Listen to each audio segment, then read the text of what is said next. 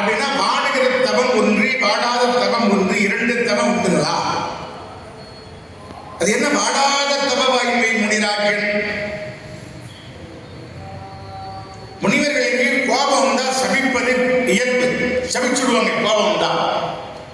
அப்படி வாழ்நாளெல்லாம் யாருக்குமே சாபமே தராத ஒரு முனிவர் உண்டென்றால் அது வேதவியாச படம். அதனால அவரை மற்ற முனிவர்கள் எல்லாம் ஒன்று கூடி முனிவர்களுக்கு தலைவராக ஏற்றுக்கிட்டாங்களாம். முனிராஜன் பாரதம் சொன்ன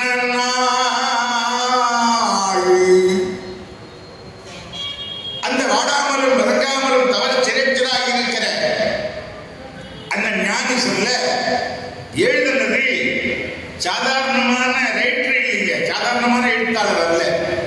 விநாயகர் பெருமானை முதல் தெய்வமே எழுதுறார்.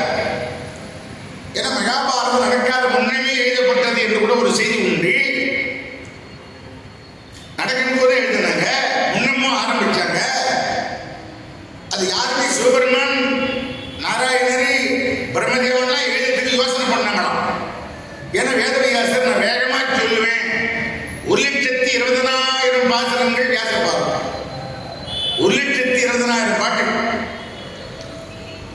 5 வருஷம் பேசலாம் சொல்றாங்க. நான் பேசுவோம் சம்பளம் கொடுத்தா கேட்கணுமே.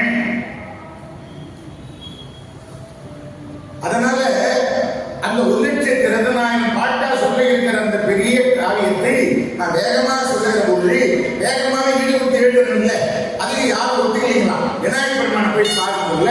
அவர் சொன்னாரு, நீ சொல்ற வேகத்துக்கு என்னால எழுத முடியாது, நான் எழுதுற வேகத்துக்கு என்னால சொல்ல முடியுமா? முயற்சி பண்றேன். அப்ப நீங்க பொருள் உணர்ந்து எழுதுங்கள். அதுக்குள்ள நான் அந்த பாட்டை தயார் பண்ணிக்கிறேன். கோடாக எழுதும் பிரானே பணிந்து அன்பை கூர்வாரோ,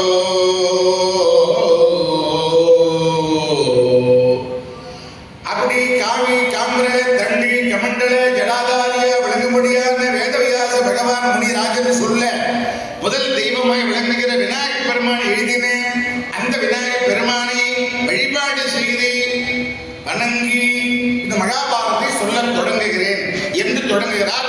இந்த மகாபாரதம் எழுதின மூலாசிரியர் சிவபெருமானுடைய அனுமதியினாலே ஸ்ரீமன் நாராயணரே வந்துதான் வியாசரா வர்றார். வியாசர் யார் என்றால் நாராயணனுடைய அம்சம். கிருஷ்ணர் யாருன்னா நாராயணனுடைய அம்சம், அவதாரம். அப்ப வந்த நாராயண வியாசரா வந்து கதை எழுதி அதே நாராயண கிருஷ்ணரா வந்து அது நடத்தினதுதான் மகாபாரதம். நுட்பம் என்னன்னா சாதாரணமான மனுஷா கலந்து கொண்ட கதை இல்லைங்க. தெய்வமே எழுதுனது, தெய்வ முனிவர் சொன்னது, தெய்வங்கள் கலந்துகிட்டது. எவ்வளவு பெரிய விஷயம். அதனாலதான் சொல்லுவாங்க, மாமரை முனிவரோ தேவரும் பிறரோ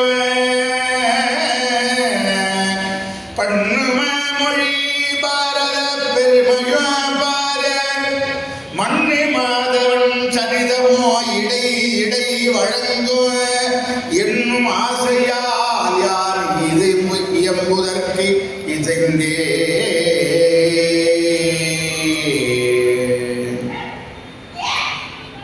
இந்த மகாபாரதத்தை எழுதின நூலாசிரியர் என்ன சொல்றாரு, வில்லிபுத்திராவிழாரு, நான் இது ஏன் ஆர்வமா எழுதணும்னா தெய்வங்கள் கலந்து கொண்டது. சிவபெருமானே இதுல கலக்கிறாங்க, ஸ்ரீமன் நாராயணரே இதுல கலக்கிறாங்க.